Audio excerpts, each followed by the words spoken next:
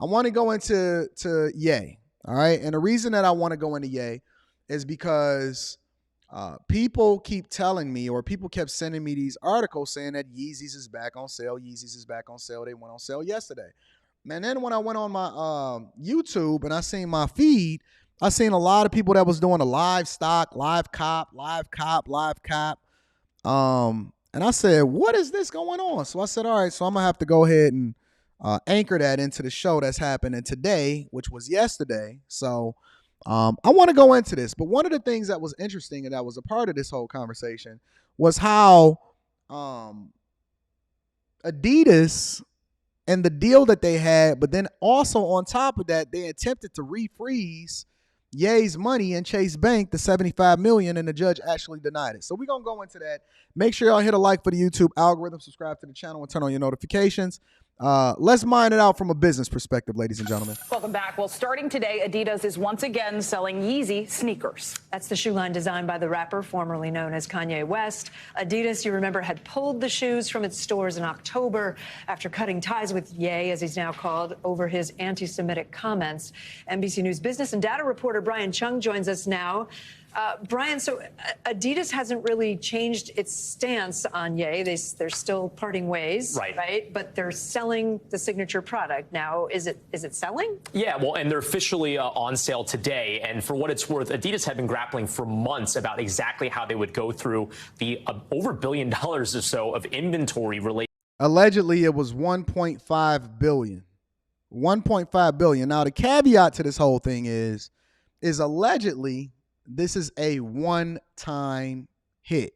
So one of the reasons I believe that most of the people that were copping all of these sneakers were copping them is because this is the last hurrah between Adidas and Ye for them to be able to cop these Yeezys and these sneakers. Allegedly, they also had a deal with Ye in which they were paying him $500 million in order to even be able to sell these shoes with his likeness on them, because Adidas knows that they can't actually move the product without Ye and his name attached to it. And so Ye having to approve this whole thing and be a part of it and also give his blessing, they allegedly had to kiss the ring, do one last hurrah in order to be able to move the product in the inventory. And then the goal, and I'm going to break this down in a second, the goal was to recoup, but I'll get into that in a minute. To Yeezy that they had already ordered prior to cutting their ties to him in October. So there were some options out there, like, for example, destroying all of the sneakers and the clothes, by the way, which is also part of this, or maybe donating them. But ultimately, they decided to sell them with a, quote, substantial or significant amount being donated to organizations that combat discrimination and hate, like the Anti-Defamation League, which is. Now, this is all cap, and I'm going to tell you what the cap is because what they will say to you is that, hey, we're not going to benefit from this. We're not going to profit from it. What we're going to do is we're going to move this product because it's taking up space inside of our warehouse and we can't actually make any money from it. But see, they put themselves between a rock and a hard place because they've already positioned themselves to be against Ye and to completely want to distance themselves from his statements that he made previously. Even though they don't understand business, even though they don't understand sneaker culture, and they're there as a company to make a profit. But let me tell you what the finesse is. They're saying that they're going to donate the profits, meaning after expenses. And this is the thing that people don't get about business. Somebody, a lot of people, when I jump on coaching calls, and I seen somebody send me something the other day, and they say, listen, man, I'm getting to the bag. I'm doing $1 million in revenue. We running it up, and all of this other type of stuff, right? And I said, oh, okay. And they said, man, you don't seem like excited or anything like that. And I said, well, you just told me how much you gross. You didn't tell me how much you made. Reading Super Chat shortly. Shout out to J Ben.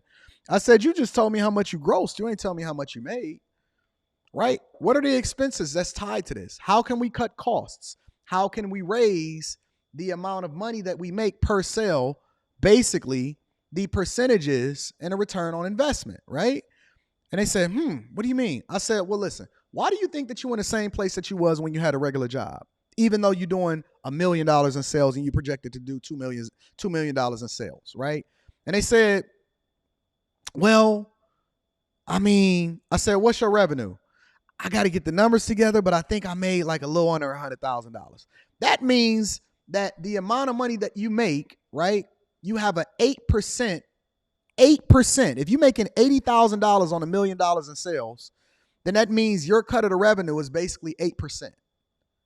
That means once you deduct all of the expenses, everything that comes out, transportation, shipping costs, manufacturing, workers, salaries, paying everybody, so on and so forth, your profit is only an 8%. 8% profit off of $1 million in sales. That's $80,000. So just because you do a lot in revenue does not necessarily mean that you're great at business, right?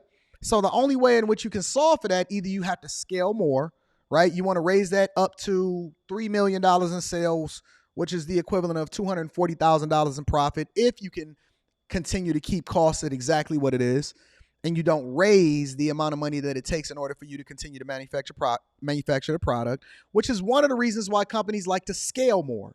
The reason that they like to scale more is because they can use the same machines, the same products, the same workers, and get more out of it, which then increase the percentage that they take from the gross of the revenue in order to ensure that the business is successful. So let me break it down from a C student's perspective, right?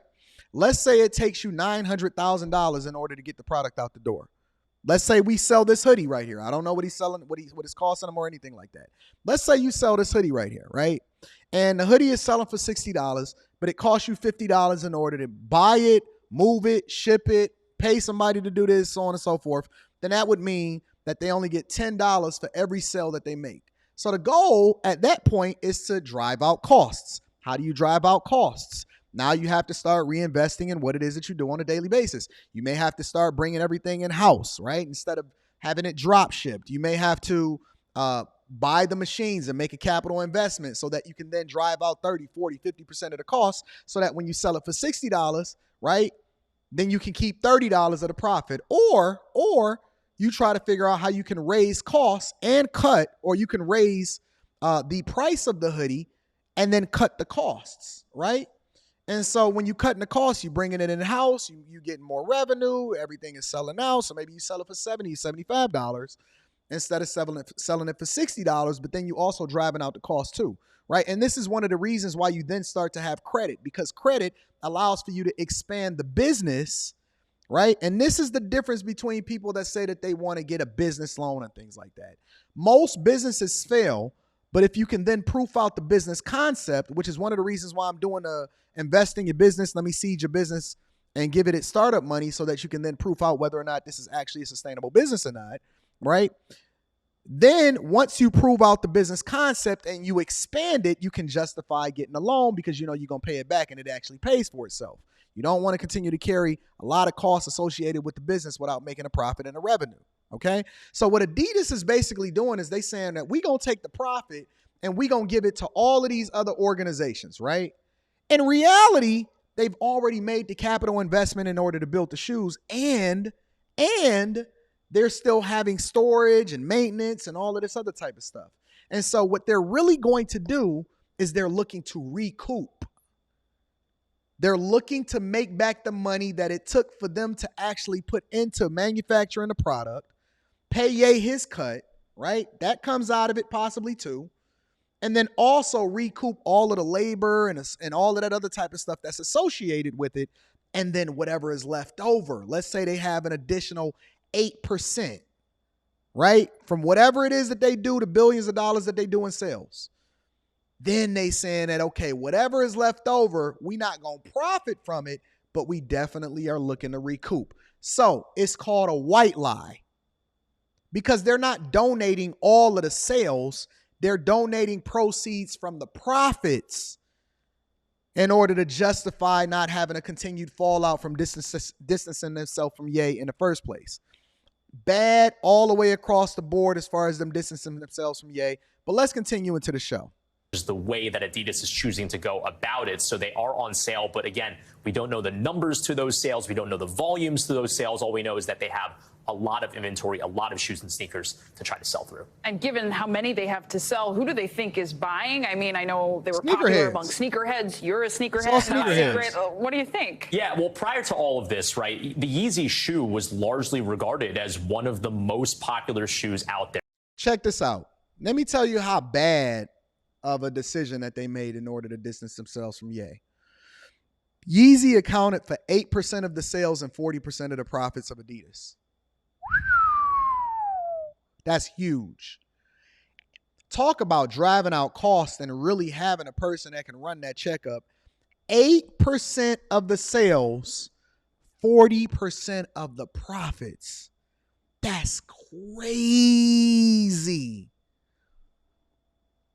You do whatever you have to do in order to keep your golden goose. You do what you got to do to make them happy. You don't let LeBron James leave out of Cleveland. You don't let Yeezy walk away from Adidas. You don't let Jordan walk away from Jordan and Nike. You keep the golden goose. Allegedly, based off of my research, which is one of the reasons why I completely divested myself and from the possibility of even investing in Adidas, 8% of the sales, 40% of the profits. You can't make that up. That's insane. That's insane. Those are GOAT numbers. GOAT numbers. Ye was Adidas. You would have it very difficult to actually get your hand on a pair of sneakers, and they would resell on secondary markets for 2 to 3 times as much. Not necessarily the case anymore because of the complete contraction in demand for those shoes because of the anti-Semitic remarks associated with the rapper that was partnering with Adidas to make these shoes. So who is buying it now? Well, you could make the argument that people who want to support these Anti-Defamation League initiatives to see, and this is how I know that these dudes that's on these programs don't know what the fuck they talking about. Every single person, and I actually did my research, and I was looking, and I was on different cop sites, and I was looking at how the numbers was moving, and I was paying attention to the people's chats that was going live, the live cops, and all of this other type of stuff. I follow everything from a business perspective. The people that were buying this shit, my daughter, it's funny, it's just crazy. My daughter just sent me a text message. Look at what she sent me. It says, "Dad, can I get these? I tried getting them on an Adidas app like during a raffle, but I didn't win." Literally, during the show at 11:11 a.m., right now it's 11:36 a.m., my daughter sent me a text message. I wish I can call her to just show you. "Dad, can I get these?" She on StockX right now trying to get them, saying that she couldn't get them during the live cop. Man, these kids don't give a fuck about what it is that they said about the Anti-Defamation League. That ain't what it is. Everybody and their mama that was sneakerheads don't give a fuck. They trying to get them products, including my daughter. And my daughter has a wild sneaker collection. A wild sneaker collection. And look at me with my weak self. Yes, you can get it, lass. Yes, baby, you can get it. Everybody and their mama was trying to cop, was trying to get the best of it. People wasn't fucking with Adidas when they didn't have Ye's sign off. But once they got Ye's sign off, that tells you the power of marketing. It tells you the power of influencer marketing. He don't know what he's talking about. Combat hate because some of the money is going to be going there. The problem is we don't really know how much of the sales are going to be going there. When they say significant amount, that also implies that Adidas is still going to pocket some share of those proceeds. So we don't really know. But again, it could be simply just talk from Adidas's point that this is where we're donating it. But maybe it is in earnest as well. We'll have to see. Do we know how many shoes exist? Like, do we know how... I don't know if we know this, how many sneakers are on sale? We don't know the exact unit amount, but the estimate out there is that it could be over $1 billion in inventory. Again, these were things that were already ordered prior to the termination of that business relationship with Ye in October. But for what it's worth, the company itself, as a public company, projected that it could cost them as much as $700 million to get through this issue. Again, they were weighing whether or not it was going to be more financially, but also socially responsible. And the worst part about it is that this is only a one-time cop. So don't think that y'all should go over there and try to invest in any Adidas-related company. This is based off of my own recommendation. I don't really give financial advice as far as what it is that you should and shouldn't do. I usually just give my insight based off of how I see things. But I'm telling y'all that I don't believe that you guys should invest in any Adidas-related product or the stock itself. I don't even know what it's trading as because I'm not even interested in it. I'm recommending my people do not invest in Adidas because they have no true long-term strategy. The only thing that they're doing is putting Band-Aids on everything right now. That's the only thing that Adidas is doing is putting Band-Aids on it right now. They have no way to really get into the minds and the hearts of customers. James Harden ain't moving shit. Trae Young ain't moving shit. Yeezy was literally 40% of the profits. And unless they do another deal with Ye, hold off, ladies and gentlemen. Hold off on ever even considering the possibility of investing in Adidas, okay?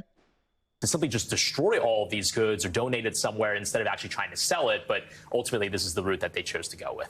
Costly remarks, to say the least. Very costly. Brian Chung, thank you. So, considering that now, right? Take this into consideration. And I'm definitely going to be reading Super Chat. Shout out to my dog, Class He Beats.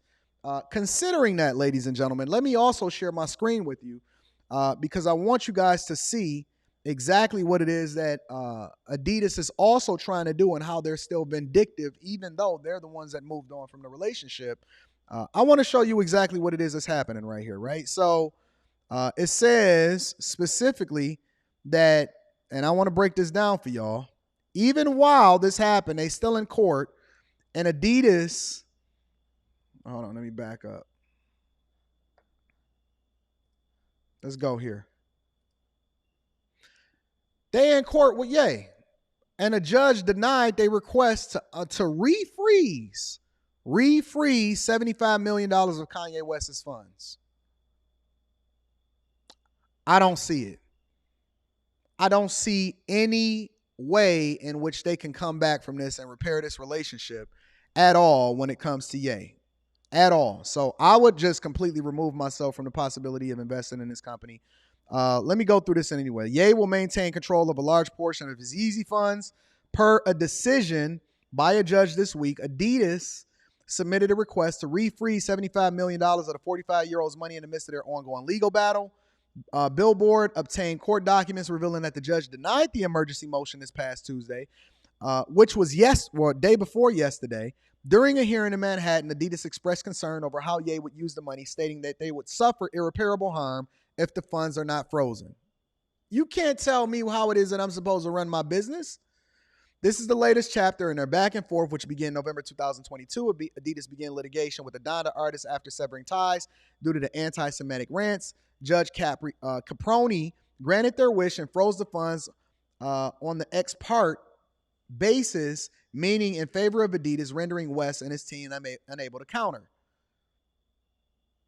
Check this out. I just said this. According to Morgan Stanley, at a time when a partnership between Kanye West and Adidas dissolved last year, Ye accounted for 8% of Adidas revenue and 40% of the profits.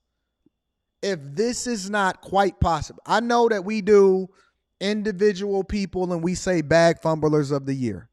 We say bag fumblers of the year. But if there was ever a biggest bag fumbler in history of this show, and I am on the 101st episode of season 3, I've done over 200 episodes of season 2 and multiple different episodes of season 1 because we started in the short year of season 1. I think Adidas is quite possibly the biggest bag fumbler in the history of this show. You do not take 8% of the revenue and 40% of the profits and nuke that. You don't fuck over somebody like that.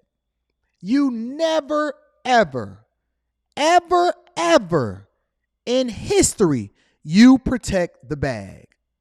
If y'all got a person on y'all team that's producing, you roll out the Brinks truck. If you got a person that's rocking with you, if you got a chick that you laying next to every day and she bringing down that bag, you make sure that she taken care of.